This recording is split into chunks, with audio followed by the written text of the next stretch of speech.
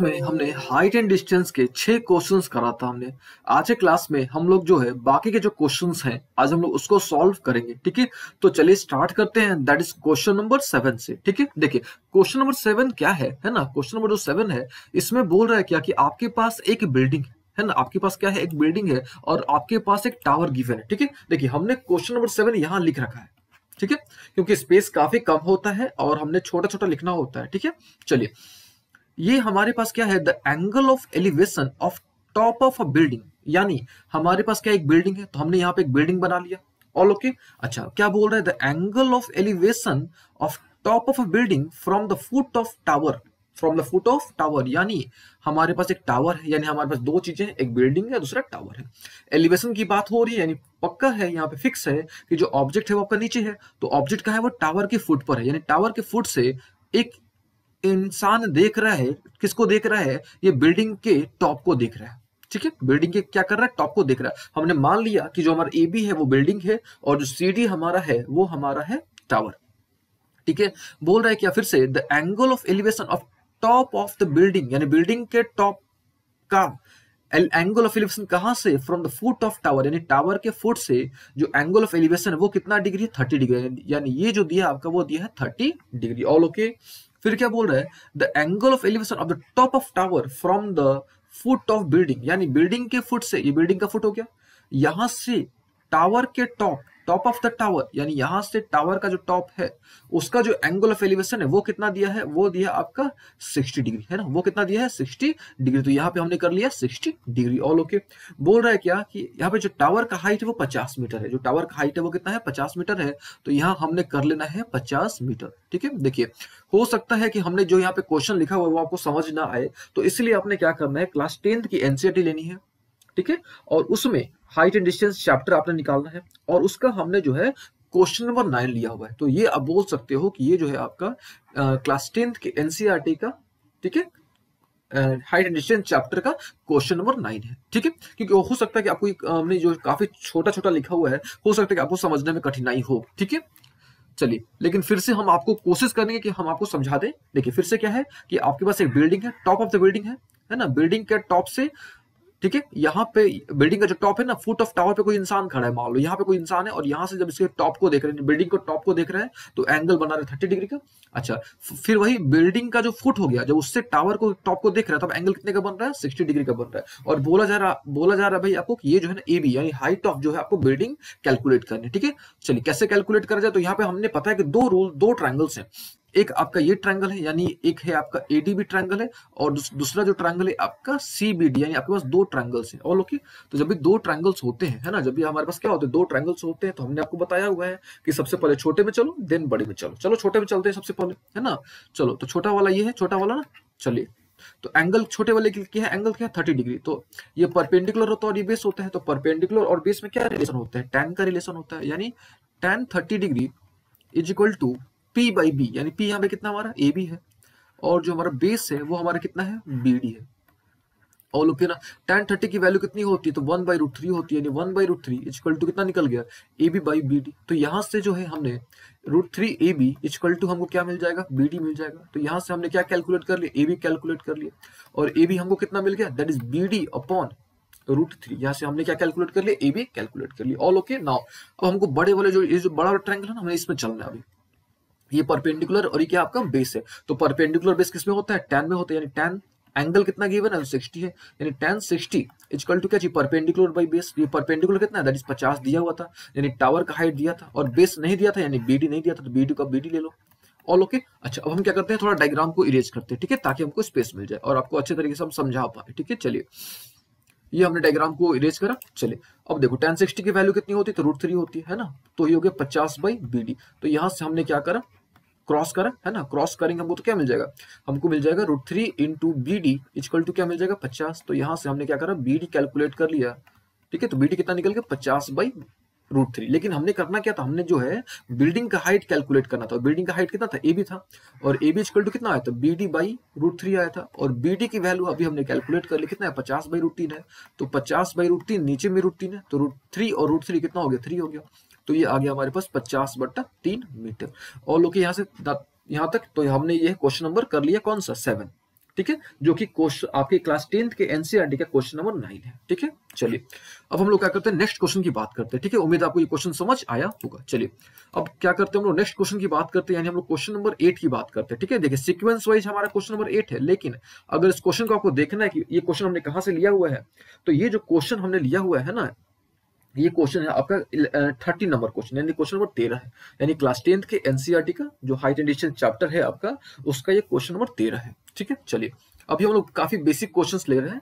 जब ये हम लोग बेसिक कर लेंगे, देन हम लोग जो है अच्छे अच्छे क्वेश्चंस लेंगे जो आपके पेपर में आए हुए हैं। पेपर स्टैंड फॉर जो पेपर सीजीएल में, एसएससी में आए हुए हैं क्वेश्चन, हम लोग उनको लेकर प्रैक्टिस करेंगे। ठीक है, चलिए आगे बढ़ते हैं। हम लोग यहाँ पे क्या बोल रहा है, क्या as observed from the top of 75 metre lighthouse, यानी जैसा देखा गया, एज ऑब्जर्व्ड मतलब जैसा देखा गया, कहां से देखा गया, 75 मीटर लाइट हाउस है ना, 75 मीटर हाई लाइट हाउस, यानी एक लाइट हाउस है जो कि 75 मीटर है। चलिए 75 मीटर हमने यहाँ पे कर दिया, एक लाइट हाउस बना दिया। ठीक है, फ्रॉम द सी लेवल, यानी समुद्र के से ऊपर है। ठीक है, ये level, the angle of depression of the two ships are 30 degree and 45 degree. देखिए यहाँ पे एंगल ऑफ डिप्रेशन है, यानी जो ऑब्जेक्ट है इस बार, सॉरी जो ऑब्जर्वर हमारा वो ऊपर है। देखिए सिंपल सी बात, अगर एंगल ऑफ एलिवेशन की बात हो रही है यानी ऑब्जर्वर नीचे है, एंगल ऑफ डिप्रेशन की बात हो रही है यानी ऑब्जर्वर आपका ऊपर है। यानी यहां से देखा गया कि भाई दो शिप यहाँ पे, एक शिप यहाँ पे है और एक शिप यहाँ पे है। ठीक है, एक जो है 30 डिग्री के एंगल पर है और दूसरा कितने एंगल पर है, 45 डिग्री के एंगल पर। तो मान लेते हैं ये पहला शिप है, ये दूसरा शिप है, तो पहला वाला जो है कितने डिग्री के एंगल पर है, मान लेते हैं 45 डिग्री के एंगल पर है और दिख रहा है, मतलब वहां से जो एंगल बन रहा है, देखिए आपने पढ़ा होगा ना एंगल ऑफ डिप्रेशन इस प्रकार से होता है, और हमने आपको बताया था कि भाई एंगल ऑफ डिप्रेशन हो या एंगल ऑफ एलिवेशन हो, दोनों बराबर होता है। हमने फर्स्ट क्लास में जो हमने बेसिक चीजों के बारे में डिस्कस किया था। देखिए फिर से, एक 75 मीटर का लाइट हाउस है, ठीक है, जो कि समुद्र तल से ऊपर है, सी लेवल से ऊपर है, और वहां से यानी इस पॉइंट से दो शिप को देखा जा रहा है, दो शिप को देखा जा रहा है, और एंगल कितने का बन रहा है, आप ऐसे बोलो कि ऊपर से देखा जा रहा है तो दो शिप को देखा जा रहा है, तो एक एंगल, एक 30 डिग्री के एंगल पर देखा जा रहा है और एक 45 डिग्री के एंगल पर। ये हो गया मान लो 45 डिग्री और ये हो गया हमारा 30 डिग्री। All okay. अच्छा, if one ship is exactly behind the other ship on the same side of lighthouse, यानी दो शिप है ना, दोनों एक दूसरे के जस्ट पीछे हैं, दोनों एक दूसरे के क्या चीज जस्ट पीछे हैं, तो बोल क्या रहा है कि find the distance between two ships, यानी इन दोनों जो शिप है ए और बी, जो दो शिप है ना, इनके बीच की आपने दूरी कैलकुलेट करनी, यानी डिस्टेंस कैलकुलेट करना। ठीक है, चलिए क्वेश्चन को हम यहाँ पे इरेज करते हैं। उम्मीद आपको क्वेश्चन समझ आ गया होगा। क्वेश्चन क्या बोल रहा है कि भाई एक 75 मीटर का लाइट हाउस है, ठीक है, 75 मीटर का एक लाइट हाउस है। अच्छा, उसके बाद क्या है आपका कि भाई वहां से उसके जो वहां पे जो लाइट हाउस है उसके टॉप से देखा जा रहा है, इसके टॉप से देखा जा रहा है, दो जहाज है, जब पानी में दो जहाज है ना, और दो जहाज है, तो एक का एंगल 45 डिग्री है और एक एंगल कितना बना रहा है 30 डिग्री का, यानी वहां से जब देखा जा रहा है तो उस एंगल से देखा जा रहा है, मतलब एक को 45 डिग्री के एंगल से देखा गया, एक को 30 डिग्री के एंगल से देखा गया। और बोल क्या रहा है कि भाई इन दोनों की जो दोनों जहाज है ना, जो एक दूसरे के जस्ट पीछे हैं, उनकी आपने दूरी निकालनी है, भाई दोनों के बीच में दूरी कितना है। चलिए सॉल्व किया जाए, सेम प्रोसीजर, सेम रूल, छोटा ट्रायंगल फिर बड़ा ट्रायंगल, इसको हम लोग मान लेते हैं, इसको मान लेते हैं पी, इसको मान लेते हैं क्यू, कुछ भी मान लो आप, कोई प्रॉब्लम नहीं। चलिए सबसे पहले छोटा ट्रायंगल, चलिए कौन सा ट्रायंगल आपका, तो इन ट्रायंगल है आपका पी ए क्यू, तो ये परपेंडिकुलर है और ये बेस है ना, तो परपेंडिकुलर बेस है तो हम लोग क्या लेते हैं, tan लेते हैं, यानी tan 45 डिग्री इक्वल टू क्या हो गया, परपेंडिकुलर यानी 75 बाई बेस। बेस नहीं पता आपको तो इसको ले लो आप, ए क्यू है तो ए क्यू लिख दो। tan 45 की वैल्यू कितनी होती है, 1 होती है, तो ये हो गया 75 बाई ए क्यू। तो यहाँ से हमने ए क्यू कैलकुलेट कर लिया, जो कि कितना मिला हमको, 75 मिला। All okay. नाउ हमको कैलकुलेट क्या करना था, ये कैलकुलेट करना था, ए भी कैलकुलेट करना था। चलिए आगे प्रोसीड किया जाए। ये परपेंडिकुलर और ये पूरा बेस है ना, तो बी और बी क्या होता है, tan लगाना है, tan एंगल कितना 30, तो tan 30 की वैल्यू कितनी होती है, परपेंडिकुलर बाई बेस। परपेंडिकुलर कितना है 75, तो 75 लिख दो। बेस बेस कितना है, तो Q A plus A B, क्योंकि आपको पूरा लेना होगा है ना, तो ए बी तो आप ए बी रख लो, और क्यू ए अभी आपने कैलकुलेट करा कितना है 75, तो यहाँ पे आप 75 लिख दो। All okay. tan 30 की वैल्यू होती है 1/√3, तो यहाँ पे 1/√3 लिख दो आप, इक्वल टू क्या चाहिए 75 बाई ए बी प्लस ये 75 है आपका 75 है, ठीक है। अच्छा, अब यहाँ से हमने क्या करना है, क्रॉस कर देना है, तो क्रॉस करेंगे तो वो क्या मिल जाएगा 75√3 इक्वल टू क्या मिल जाएगा, ए बी प्लस 75, ये ए बी और प्लस क्या हो गया, ये 75 मिल गया। ऑल ओके यहाँ तक। अच्छा, अब हमने क्या करना है, एक तरफ कर देना है ना, ये देखो ये क्या था आपका ये 75 था और ये आपके बीच में प्लस है, थोड़ा गंदा हो गया, तो ए बी हमको निकालना था, यानी हमको ये दूरी निकालनी थी। क्या करो, प्लस को इधर भेज दो है ना, यानी ए बी इक्वल टू कितना निकल जाएगा आपका 75√3 माइनस कितना 75, तो यहाँ से हमने 75 कॉमन ले लिया, √3 माइनस 1 आ गया, तो ये जो है ना आपका, यानी इन दोनों शिप के बीच में 75 टाइम्स √3 माइनस 1 के बीच की दूरी है।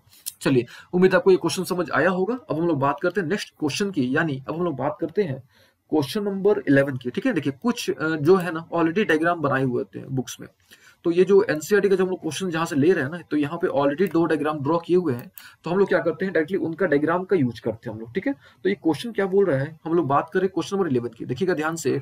तो क्वेश्चन नंबर 11 में इस प्रकार का डायग्राम दिया हुआ है, यानी इस प्रकार की मान लो कि टावर है कोई, ठीक है, और यहाँ पे एक पॉइंट है सी और एक ये पॉइंट है आपका डी। आप देखोगे बुक में जब चेक करोगे ना, तो आपको ये डायग्राम मिलेगा, यानी क्वेश्चन नंबर 11 जो है ना उसमें इस तरह का डायग्राम दिया हुआ है। ये जो डिस्टेंस है आपका, ये बोल रहा है 20 मीटर का डिस्टेंस है, और ये जो एंगल दिया है वो 60 डिग्री का दिया हुआ है, ये एंगल जो है आपका 30 डिग्री का दिया हुआ है, ठीक है। और आपको बोला जा रहा है कि ये आप कैलकुलेट करो, है ना, और इसका नाम दिया हुआ ए बी। तो यहाँ पे हम भी नाम जैसे बुक में लिखा हुआ है वैसे हम लोग नाम दे देते हैं, ये हो गया ए बी, और ये है आपका सी, और ये है हमारा डी। ऑल ओके ना। चलिए वो करना क्या है, बोल रहा है कि भाई ए बी आपने कैलकुलेट करना है, ए बी कैलकुलेट करना है एज वेल एज, है ना, आपको जो है ना ये डिस्टेंस कैलकुलेट करना है। चलिए same rule same procedure, 2 triangle दिख रहा है, छोटा ट्रायंगल फिर बड़ा ट्रायंगल, सबसे पहले छोटे वाले ट्रायंगल में चलते हैं। चलिए तो कौन सा ट्रायंगल होगा, नाम इसका क्या होगा, एसीबी, है ना। जो एंगल होता है उसको बीच में लेते हैं, यानी देखो ए सी बी, एसीबी क्या होगा, पी गिवन निकालना है, और ये है पी बी, चलो tan ले लो आप, तो tan 60 हो गया, परपेंडिकुलर बाई बेस, यानी परपेंडिकुलर कितना है, ए बी हो गया, और बेस कितना है बीसी, तो बीसी रख दो आप। tan 60 की वैल्यू कितनी होती है, तो √3 होती है, यानी √3 इक्वल टू क्या निकल गया, ए बी बाई बीसी। तो यहाँ से हमने जो है ये क्लियर कर लिया कि जो ए बी जो है आपका वो √3 बीसी है। ऑल ओके, ए बी हमने कैलकुलेट कर लिया। नाउ अब हमको क्या करना है, बड़े वाले ट्रायंगल में चलना है ना, ये बड़ा वाला जो ट्रायंगल है आपका। चलिए बड़े वाले ट्रायंगल में कैसे चलेंगे हम लोग, आपको पता है कि भाई ये हमने कैलकुलेट करना है, और ये दिया हुआ है, यानी कौन सा ट्रायंगल, इन ट्रायंगल कौन सा है, A D B, A D B में हमने चलना है ना, हमने ए डी बी में चलना है। क्या होता है tan 30, क्यों, क्योंकि भाई एंगल तो ये वाला है ना, परपेंडिकुलर बाई बेस होगा, तो ये ए बी है ना, तो उसको आप ए बी को ए बी रख दो, और नीचे में क्या हो जाएगा, ये तो ऑलरेडी 20 दिया है, और बीसी यानी 20 plus what BC. All okay, यहाँ तक 20 प्लस वॉट बीसी। अच्छा अभी देखो आप, tan 30 की वैल्यू अपने पता है कितनी होती है, 1/√3 होती है। अच्छा यहाँ पे ए बी की वैल्यू हमने ऑलरेडी कैलकुलेट कर रखा है, ठीक है, हमने ए बी कितना कैलकुलेट कर रखा है ऑलरेडी, √3 बीसी। तो यहाँ पे आपने क्या कर देना है, √3 बीसी लगा देना है, रख देना अपने यहाँ पे, और यहाँ पे क्या हो गया 20 प्लस बीसी। अब इसने अब आपने यहाँ पे क्या करना है, कैलकुलेट कर देना। कैसे करोगे, तो ये क्रॉस करोगे ना, तो √3 इंटू √3 बीसी क्या हो गया, 3 बीसी हो गया। अच्छा इधर क्या हो गया, 20 प्लस बीसी हो गया। अब बीसी को इधर लाओगे तो 3 बीसी में से 2 एक बीसी जाएगा तो कितना बच जाएगा, 2 बीसी बच जाएगा, यानी 2 बीसी इक्वल टू कितना बच गया, 20 आ गया। ऑल ओके यहाँ तक ना। अच्छा तो यहाँ से बीसी कैलकुलेट कर सकते हो, तो बीसी कितना निकल जाएगा, आपको मिल जाएगा 10, है ना, बीसी आपको कितना मिल गया 10।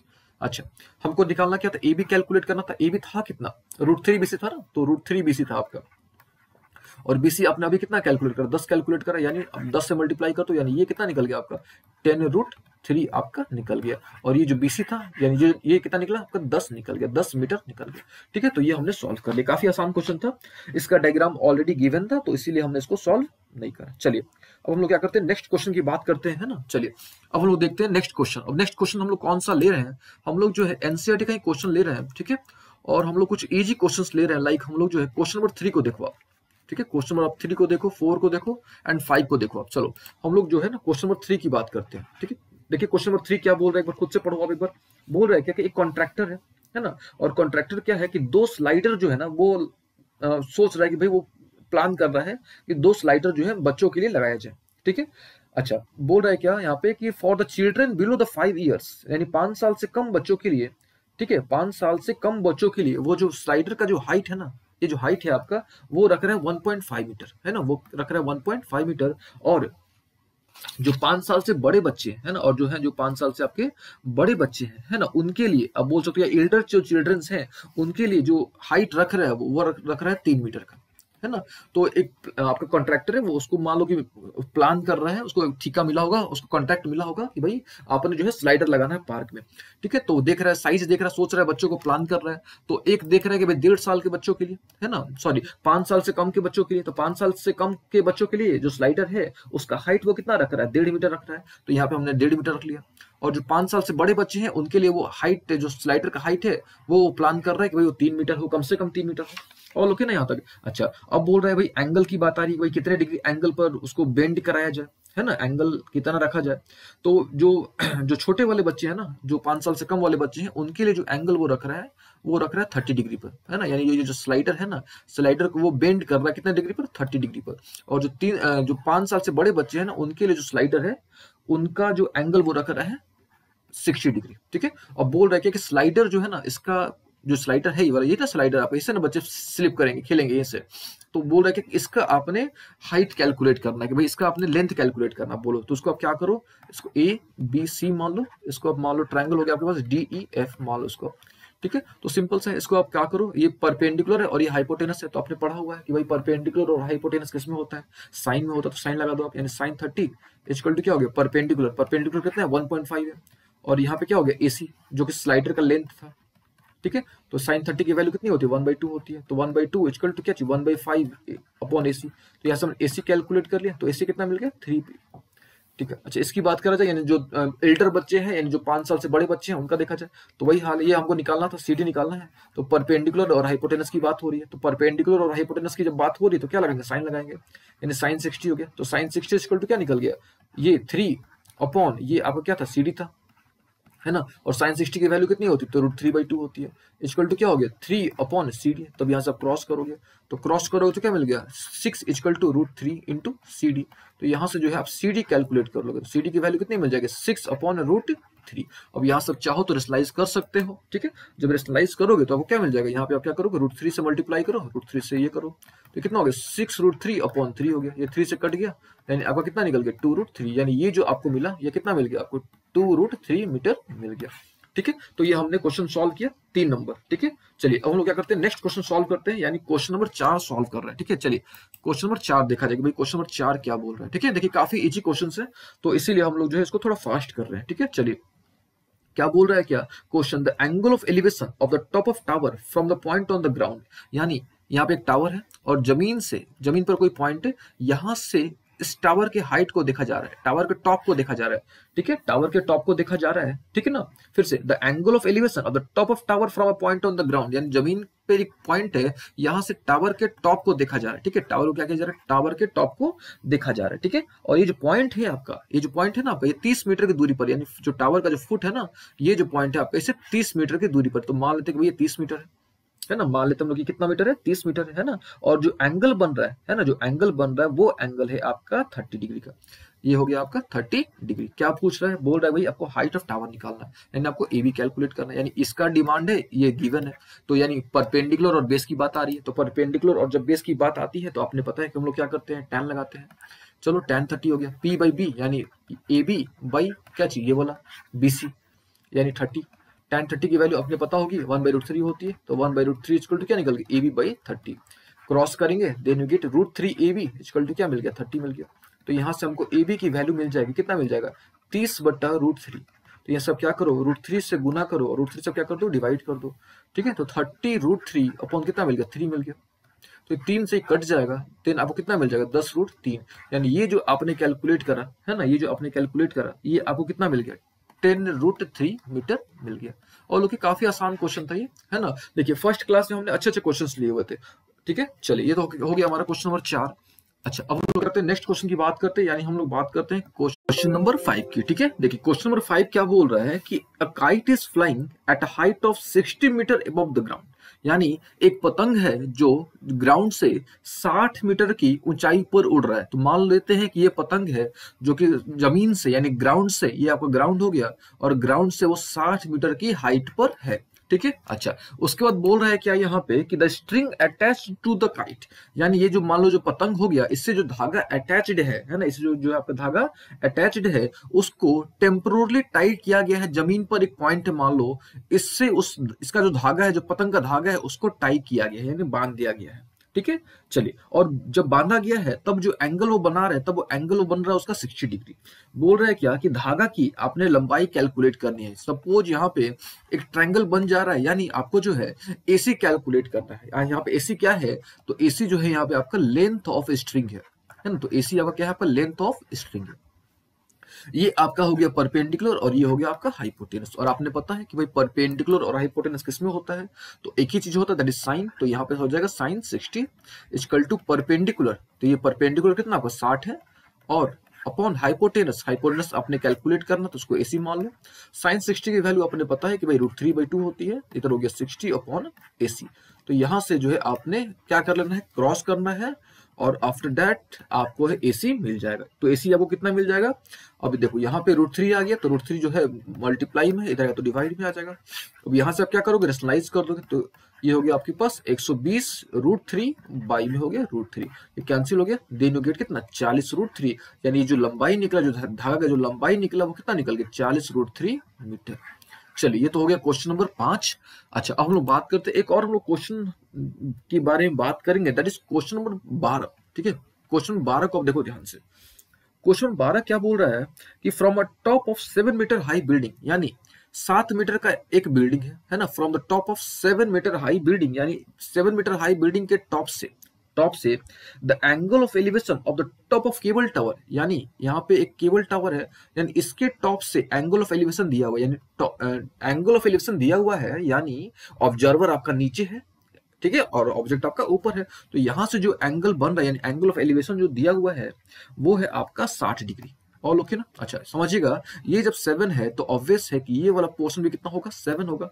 हम लोग क्या करते हैं इसको, अच्छा ये तो ग्राउंड होगा आपका, हम लोग इसको नाम दे देते हैं, लाइक ABCD, हम लोग क्या करते हैं इसको नाम दे देते हैं। फिर से क्वेश्चन को पढ़ते हैं। क्या बोल रहा है कि भाई एक 7 मीटर की एक बिल्डिंग है, इसके टॉप से टावर के टॉप को देखा जा रहा है, और एंगल जो बना रहा है वो 60 डिग्री बन रहा है, यानी एंगल ऑफ एलिवेशन जो है 60 डिग्री बन रहा है। और ओके, फिर क्या बोल रहा है, ठीक है यहाँ तक हो गया। फिर बोल रहा है क्या, and the angle of depression of its foot, angle of elevation तो हो गया, अब इसका बोल रहा है जब इसको फुट को भी देख रहा है तब यहाँ पे एंगल ऑफ डिप्रेशन, क्यों? क्योंकि ऑब्जर्वर ऊपर हो गया, ऑब्जेक्ट नीचे हो गया, तो सिंपल सा कॉन्सेप्ट आपने पता करना। तो ये कितना दिया एंगल, ये दिया है 45 डिग्री, है ना, तो ऑब्वियस है कि ये 45 तो ये भी 45 है ना, तो ये हो गया आपका 45 डिग्री। सबसे पहले हम लोग क्या करेंगे, ये जो छोटा ट्रायंगल इसमें चलते हैं, है ना, चलिए अब फिर अपने इसमें चलना है, चलिए कुछ से चलो आप मान लो इसी में चलते, चलो इसमें कोई दिक्कत नहीं है, चलो चलते हैं। ये कौन सा ट्रायंगल है आपका, इन ट्रायंगल ECD है ना, तो क्या होगा यहाँ पे देखो, ये परपेंडिकुलर की बात है और बेस की बात है, तो परपेंडिकुलर और बेस के केस में क्या लगता है, आपने पता है कि भाई tan लगता है, चलो tan लगा दो, कितना है एंगल 45 है, तो tan 45 हो गया। क्या होता है परपेंडिकुलर बाई बेस, तो परपेंडिकुलर कितना है 7 है, और बेस कितना है CD, तो CD रख दो आप। tan 45 की वैल्यू आपको पता है कितनी होती है, तो 1 होती है, तो यहाँ से हमने CD कैलकुलेट कर लिया, CD कितना मिल गया हमको 7 सेंटीमीटर, यानी हमको यहाँ से जो है CD मिल गया। तो ये अगर 7 होगा तो ऑब्वियस है कि ये भी क्या होगा 7 होगा, है ना, 7 मीटर। और ओके, अच्छा हमको जो ए भी कैलकुलेट करना है, क्यों? क्योंकि हमको बोला है ना क्वेश्चन में कि ये पूरा आपको कैलकुलेट करना है, यानी आपको टावर का हाइट कैलकुलेट करना है, ठीक है। तो अगर आप ए भी कैलकुलेट कर लोगे और इसको जोड़ दोगे देन आपको पूरा मिल जाएगा, टावर का हाइट नहीं मिल जाएगा। तो अब हमने क्या करना है, इस छोटे वाले ट्रायंगल में चलना। चलिए छोटे वाले ट्रायंगल में, यानी इन ट्रायंगल AEB में, है ना, तो AEB में को क्या मिलेगा, वही केस यहाँ पे परपेंडिकुलर और यहाँ पे क्या है बेस है, तो परपेंडिकुलर और बेस में क्या होता है रिलेशन tan, चलो tan लगा दो आप यहाँ पे, और एंगल यहाँ पे कितने डिग्री का है 60 डिग्री का है, तो tan 60 हो गया, यानी परपेंडिकुलर बाई बेस, तो परपेंडिकुलर कितना है AB है, तो AB लगा दो आप यहाँ पे, और बेस यानी ये 7 था तो ये भी 7 हो गया था ना, यानी बेस तो ये है ना 7, तो यहाँ से tan 60 की वैल्यू आपको पता है कि भाई √3 होती है, और AB अपॉन क्या चीज 7, तो यहाँ से जो है ना हमको AB मिल गया, AB हमको कितना मिल गया 7 √3 मीटर। ऑल ओके, ए भी हमको मिल गया, कितना मिल गया 7 √3 मीटर, और ये कितना दिया है 7। बोल क्या रहेगा आपको, पूरे का हाइट ऑफ टावर निकालना, पूरा निकालना, तो पूरा कैसे मिलेगा, यानी आपको AC निकालना है, तो AC कब मिलेगा, जब AB को, यानी ये वाला पोर्शन और ये वाला पोर्शन AB और BC को जोड़ोगे तभी ना मिलेगा आपको। तो एक कितना अभी निकाले हो 7 √3 निकाले हो, दूसरा कितना है 7 है, तो ये सब क्या करो 7 कॉमन ले लो, तो क्या बच गया √3 + 1, तो ये जो आया आपका यानी 7 टाइम्स √3 + 1 जो आया ना, ये अब क्या हो गया पूरा आंसर हो गया, यानी टावर का हाइट हो गया। चलिए ये तो हमने क्वेश्चन नंबर 12 सॉल्व कर लिया। अब हम लोग एक और क्वेश्चन सॉल्व करते हैं, दैट इज क्वेश्चन नंबर